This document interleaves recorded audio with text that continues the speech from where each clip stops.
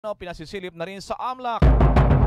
Bahay ng negosyante naman sa Albay, tinapunan ng bomba ng riding in tandem suspects. Kapatid ng barangay kapitan ang pinatay na drug lord na si Melvin Odicta doon sa Ililot, tinangkang patayin. Yung controversial na mayor naman ng Tuguegarao City, pinasisibak sa pwesto ng Office of the Ombudsman. Isang Chinese national patay matapos malunod naman sa kilalang resort doon sa Cebu. Pagdaong ng 5 cruise ship sa buwan ng Pebrero sa isla ng Boracay, kauna-unahan daw sa kasaysayan. Samantala din naman ay iba't ibang pag-asagawa ng selebrasyon na bukas ugnayan naman sa Chinese New Year. Sa sports balita mga kaibigan, sa NBA ang Thunder ay wagi naman kontra sa Mavs. Inaabangan din ngayon ang pagdating sa bansa ng controversial na host ng Miss Universe na si Steve Harvey. Ang K-pop group daw na tinaguriang Wonder Girls disbanded na. Live via satellite mula pa rin sa Bombo News Center Makati, nyo pa rin ang Kerman, si Bombil Maracol sa detalye ng ating mga balita. Matapos ang ilang araw mga kaibigan, lumutang na rin ngayon sa Department of Justice at NBI ang sinasabi na may-ari daw ng funeral parlor doon po naman sa Caloocan City kung saan dinala doon at nakribate ang labi ng businessman na Koreano. Ito po yung pinatay ng ilang mga police officers. At may detalye at follow-up si Bombo Gerald Ulit. Todo tanggi Bombo Elmar ang nagmamay-ari ng funeral homes kung saan dinala at cremate ang labi ng Korean businessman na si Ji Ik-ju na may kinalaman ito sa krimen. Si Barangay Captain Gerardo Gregorio alias Ding Santiago ang nagmamay-ari ng Grim Funeral Homes na pinagdalhan sa bangkay ni Ji ay dumating kaninang umaga sa Pilipinas mula Canada. Nakatanggap umano si Santiago ng mga banta sa buhay noong nagbabakasyon sa Canada at pinayuang huwag nang bumalik sa bansa. Pero dahil sa wala raw siyang kasalanan ay minabuti nitong bumalik para linisin ang kanyang pangalan. Pakinggan natin ang pahayag ni Santiago. Kaya po umuwi ako, wala po akong kasalanan. Kung ako po may kasalanan, hindi po ako babalik dito sa Pilipinas. Magtatago ko sa Canada. Kaya inaharap ko po itong kasong to. Wala muna ako masasabi sa ngayon sapagkat wala pa po ang lawyer. Hanggang doon na lang po muna aking masasabi. Salamat po sa inyo lahat. Yan ang matipid na pahayag ni Santiago sa isang press conference na isinagawa sa NBI. Samantala itinuturing naman ni Justice Secretary Vitaliano Aguirre na most welcome development sa kaso ang pagbabalik sa bansa ni Santiago. Anya posibleng maging susi ang nagmamay-ari ng funeral parlor para maitura ang totoong gumawa sa malagim na krimen. At dahil sa may banta ito sa buhay, inilagay sa protective custody ng NBI si Santiago. Nangako rin ng Justice Chief sa mga Koreano na ginagawa nila ang lahat para mapabilis ang pagresolba sa kaso ng sa gayon ay maibigay na ang hustisya o maibigay itong hustisya sa pamilya ng negosyanteng Koreano. Pakinggan naman natin ang tinig ni Justice Secretary Vitaliano Aguirre. Preliminarily, because of the alleged threats to his life, he will be placed under the protective custody of the NBI. The return of Mr. Santiago augurs well for our collective search for the truth behind the dastardly act committed against the person of the late Mr. Ji Ik-ju. It is a most welcome development. We assure the Filipino people and our Korean friends that earnest efforts will be exerted to bring the real perpetrators to justice. So yan ang tinig ni Justice Secretary Aguirre. Sa ngayon ay hawak ng NBI itong si Santiago at kung gusto raw niya na magpasailalim sa Witness Protection Program ng DOJ ay kailangan muna niyang magbigay ng statement. Para sa Bombo Network News, Bombo Gerald B. Ulet para sa Pambansang Radyo ng Pilipinas, Basta Radio, Bombo! So lumalabas ngayon na Bombo Gerald na initially ay tinatanggap ng Department of Justice ang bersyon ng kwento na itong si Gerardo Santiago na isa ring dating pulis at barangay kapitan dyan sa Caloocan at may-ari ng nasabing funeral parlor. How's that, Bombo Gerald? Yes, nagmamay-ari ito ng yung funeral parlor at dati ring pulis Bombo Elmar at handa raw siyang makipagtulungan sa mga otoridad kung kinakailangan dahil malaki nga ang maibibigay nitong impormasyon lalo na kung titignan natin para matukoy kung sino talaga doon sa mga pulis yung nagdala sa bangkay ng negosyante. Makikilala niya yan, Bombo Elmar, kapag talagang makikikooperate siya sa investigasyon, Bombo Elmar. At saka yung kanyang relasyon doon sa mga pulis na suspect, Bombo Gerald, yung ma-establish natalakay ba dyan, natanong ba sa kanya dyan, yung mga golf clubs, ito yung ginagamit sa paglaro ng golf, kung bakit biglang lumutang doon sa kanyang funeral parlor, Bombo Gerald? Hindi muna nagsalita kasi ito, Bombo Elmar. Siguro sa mga susunod na press conference masasabihan kapag may counsel na. Kanina kasi kahit anong pagtatanong ng media ay hindi muna siya sumagot dahil wala pa siyang counsel at yung kanyang sasabihin ay pwedeng gamitin kontra rin sa kanya, Bombo Elmar. Alright, maraming salamat si Bombo Gerald Ulip. Matalong ko lamang dyan kay Bombo Dennis Samita, dyan sa Senado. Bombo Dennis, natalakay ba itong issue kay itong may-ari ng funeral parlor at na-establish ba at natalakay na discuss sa pag-hearing kahapon, Bombo Dennis, at lumutan ng itong may-ari ng funeral parlor sa kanyang pagdating sa Masana. How's that, Bombo Dennis Samito? Ang latest information na natanggap natin mula kay Senator Panfilo Lacson ay kasama na rin ito sa ipapatawag sa darating na araw ng Huwebes sa ikalawang pagdinig ng Senate Committee on Public Order and Dangerous Drugs. May kinalaman pa rin dito sa pagdukot, pagpatay at panghihingi ng ransom sa Koreano na si Ji Ik-jo. At kaugnay niyan ay pinatitingnan na rin sa Anti-Money Laundering Council o AMLAC ang bank accounts ni SPO3 Ricky Santa Isabel at iba pang mga akusado sa pagpatay sa naturang Koreano. Nabatid na 8 million ang unang demand ng mga abductor sa pamilya ni Jing, ngunit 5 million lamang ang naibigay dahil wala pa raw na ibang perang hawak ang kanyang pamilya noon. Kapansin-pansin na sa nasabing petsa ay kalapit lamang halos ang pagpasok naman ng nasa 4 million pesos sa account ni Ricky Santa Isabel. Pinayuhan ni Senate Committee on Public Order and Dangerous Drugs Chairman Senator Lacson ang Philippine National Police na gawin ang lahat para masusing mailitaw ang katotohanan sa usapin ng pagdukot at paghingi ng ransom sa pamilya ng naturang biktima. Kung kailangan daw na maging marumi ang isip, ay pairalin ito ng mga investigador para lang makuha ang ikalilinaw ng kaso. Matatanda na lumabas sa Senate investigation na merong halos 20 million assets itong pulis na si Santa Isabel. Kahit ang kanyang take-home pay ay nasa 8,000 piso lamang.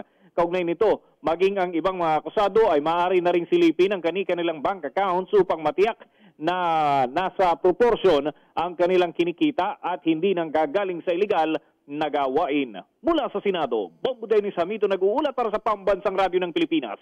Pas Radio, Bombo! 10 minutos na po nakalipas ng alas 12 ng katanghalian. Samantala, wala na raw asahan pa na dagdag sahod ka naman o bonuses ang mula sa SSS at Government-Owned and Controlled Corporations officials. Ito ay naman kay Pangulong Duterte. May buong detalye si Bombo Raymond Tinasa.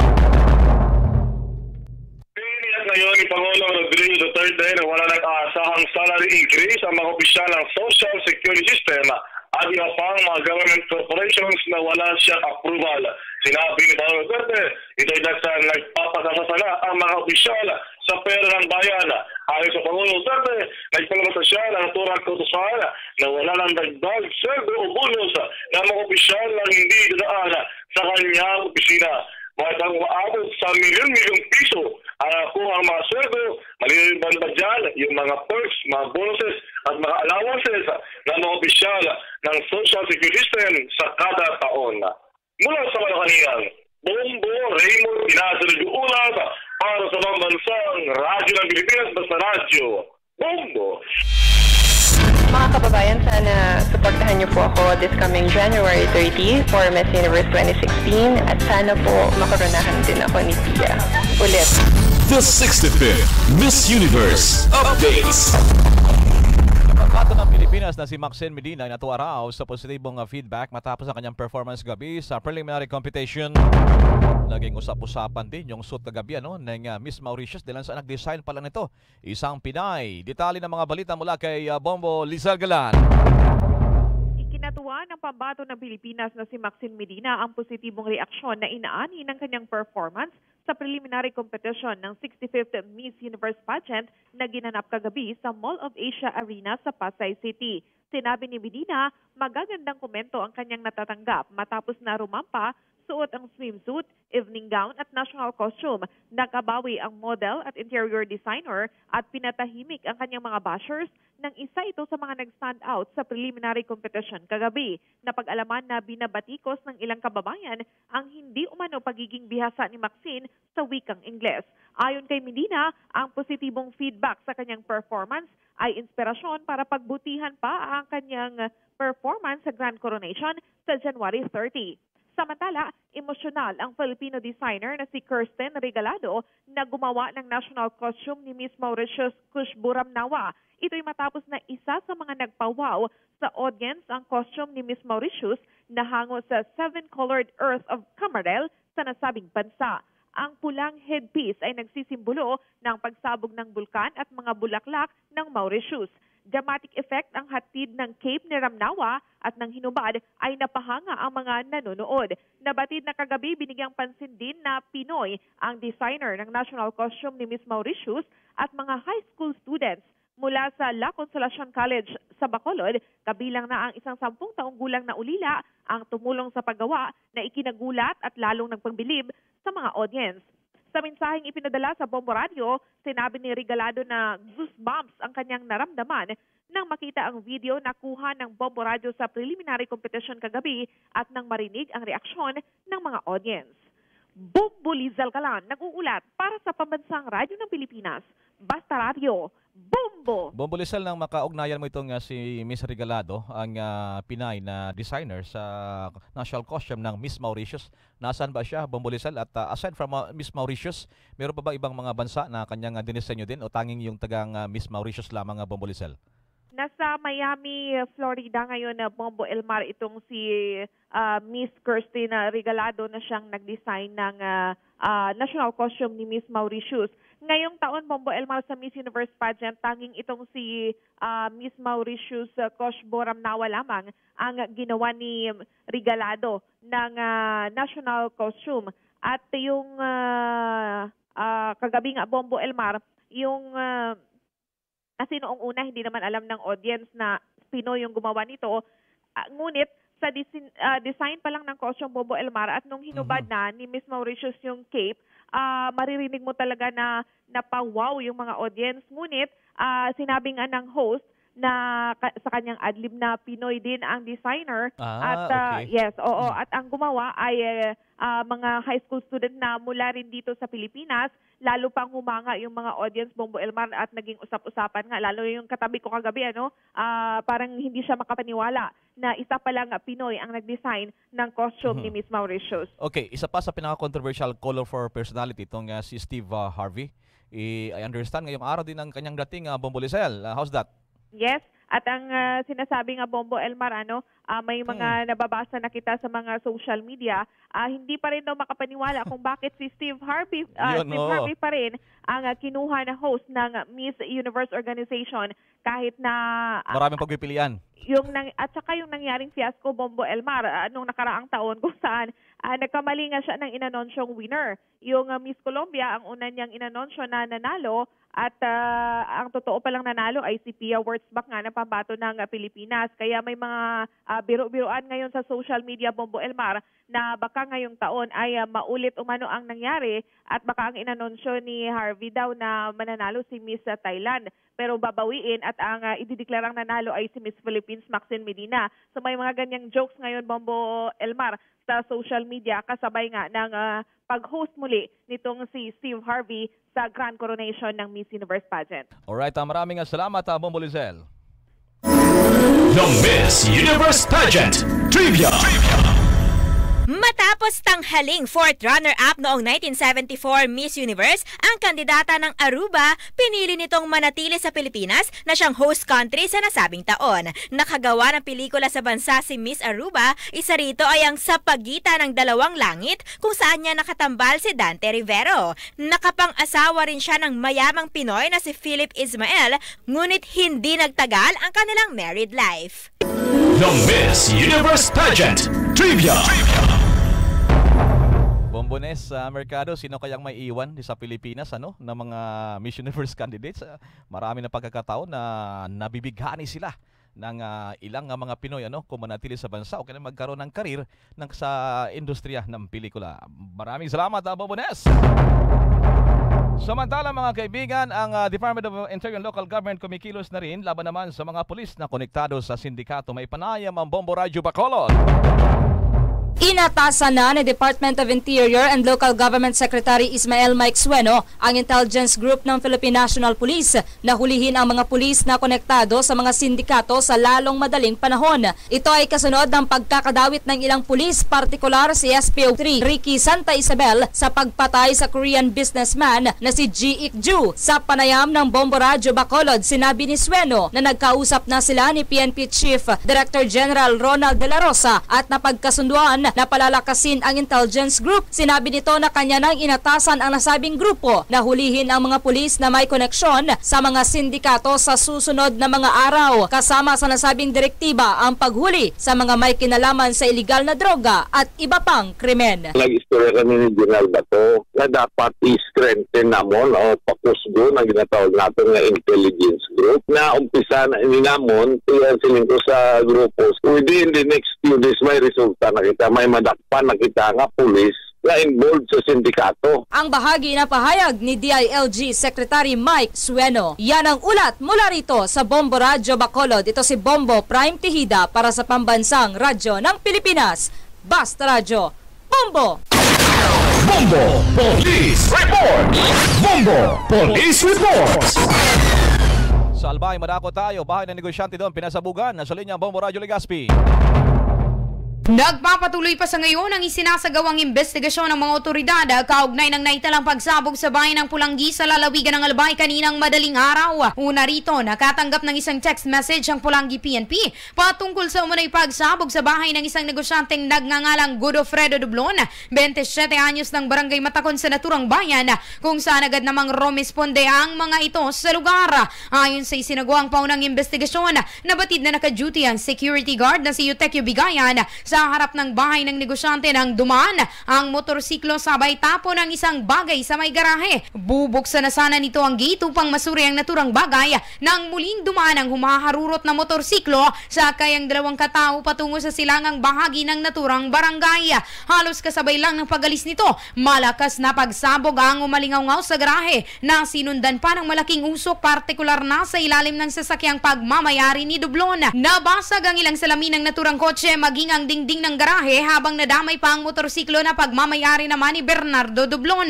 Na-recover naman sa garahe ang firing pin ng pinaniniwalaang granada at isang safety lever. Inalampas ngayon ng mga otoridad ang motibo sa naturang insidente habang pinaghahanap pa ang posibleng may kagagawan ng naturang pagpapasabog.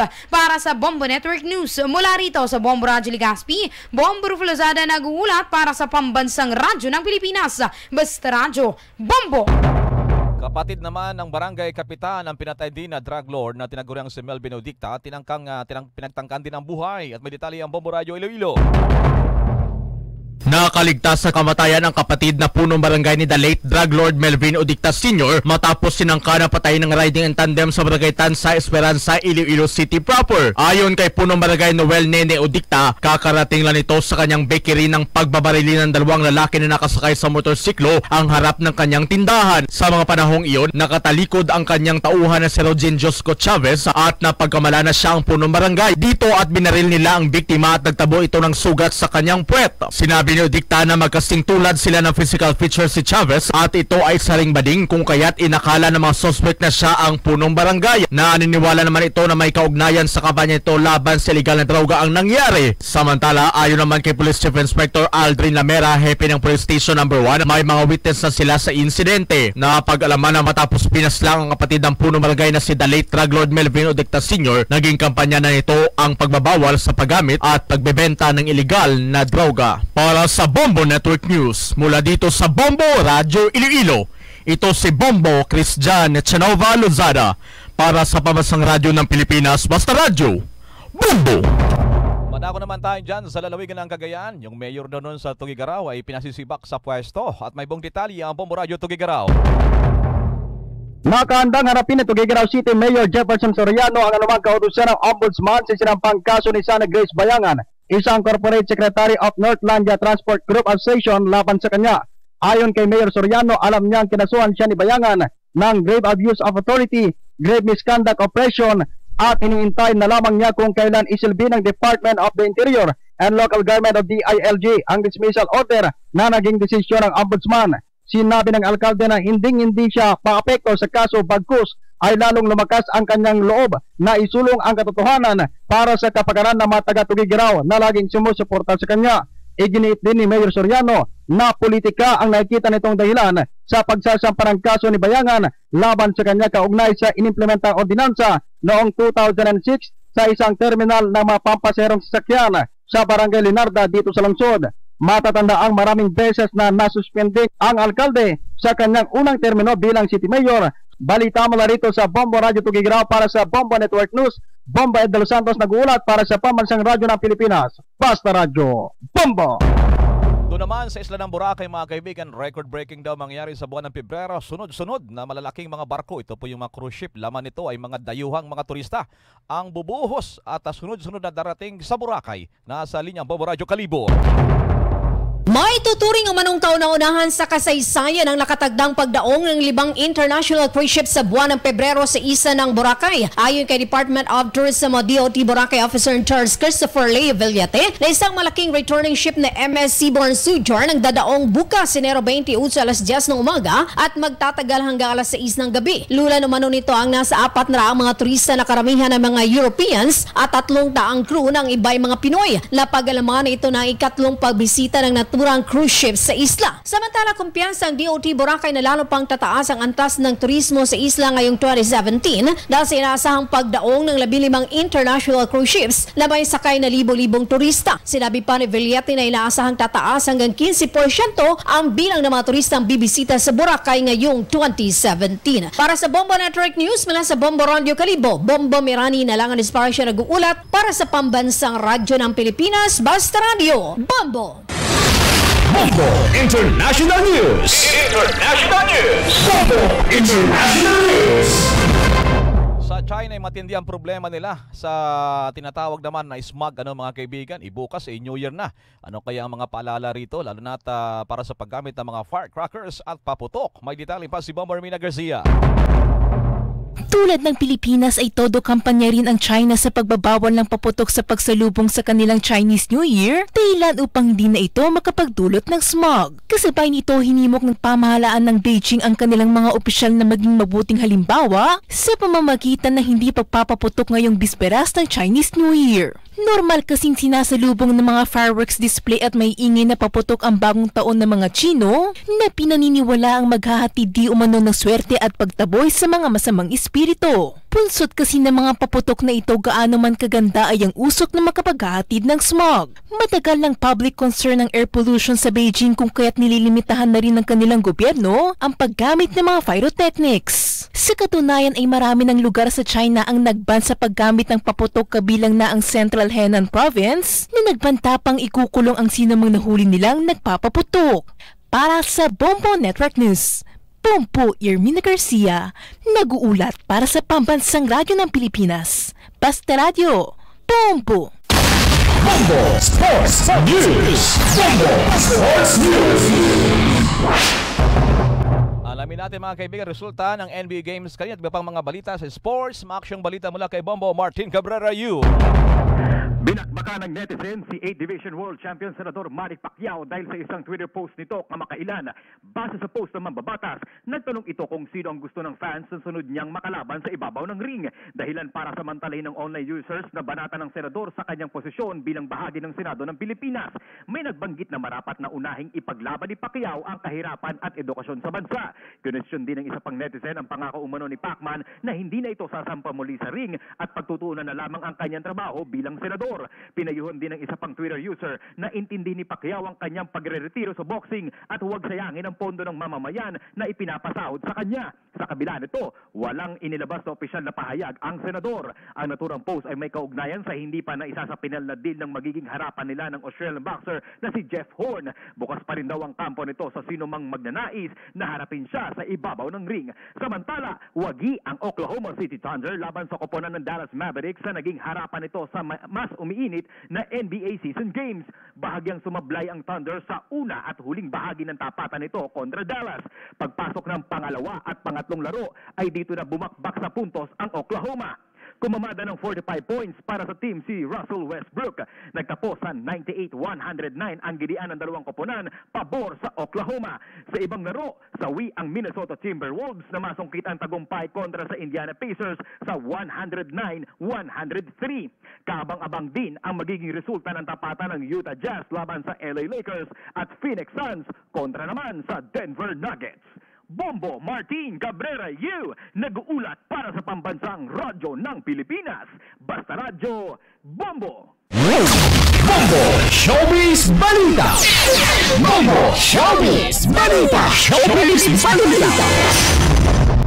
Ang K-pop group na Wonder Girls disbanded na inaraw ni Baron Geisler, nakatagdang i-cremate ngayon. Detalye ng mga balita mula kay Bombo Nes Mercado. Magiging pribado lamang ang nakatakdang pag-cremate sa labi ng ina ni Baron Geisler ngayong araw. Nitong weekend na pumanaw ang ina ng kontrobersyal na aktor sa edad na 60 dahil sa sakit na cancer. Kagabi ay nagkaroon ng memorial service para sa kanyang ina, habang kabilang sa mga dumalaw sa burol ay ang aktres na si Jody Santa Maria. Samantala, kumpirmadong disbanded o magkakanya-kanya na ang sikat na K-pop group na Wonder Girls matapos ang 10 taon. Ito'y ilang buwan lamang matapos ang unang pag-disband ng isa pang iconic Korean group na 21 na kinabibilangan ni Sandara Park. 4 na miyembro ang bumubuo sa Wonder Girls na siyang nasa likod ng hit dance song na Nobody. Yan ang report. Ito si Bombo Nes Cayabyab Mercado nag-uulat para sa Pambansang Radyo ng Pilipinas. Basta Radyo, Bombo! Mga kaibigan, 28 minutos na po nakalipas ng alas 12 ng katanghalian. Luzon, Visayas at Mindanao maging sa buong mundo. Yan ang kabuuan ng ating Bombo Network News Noontime Edition. Balikan ko lamang ating mga headlines. Nagmamay-ari ng funeral parlor kung saan dinala at nakremate ang labi ng Korean businessman na si Ji Ek-jo. Itinanggi na sangkot ito sa krimen matapos lumutang ngayon sa Department of Justice. Mga bank accounts na sangkot sa pagdukot at patay sa Koreano, lalo ng ilang pulis, pinasisilip na rin sa Anti-Money Laundering Council. Bahay ng negosyante doon sa Albay, tinapunan o pinasabugan ng riding in tandem suspects. Kapatid naman ng barangay kapitan ng pinatay din na drug lord na si Melvin Udicta doon sa Iloilo, tinangka namang patayin. Mayor ng Tuguegarao City, pinasisibak sa pwesto ng ombudsman, sasagot umano ang nasabi namang retired police general na mayor sa Tuguegarao.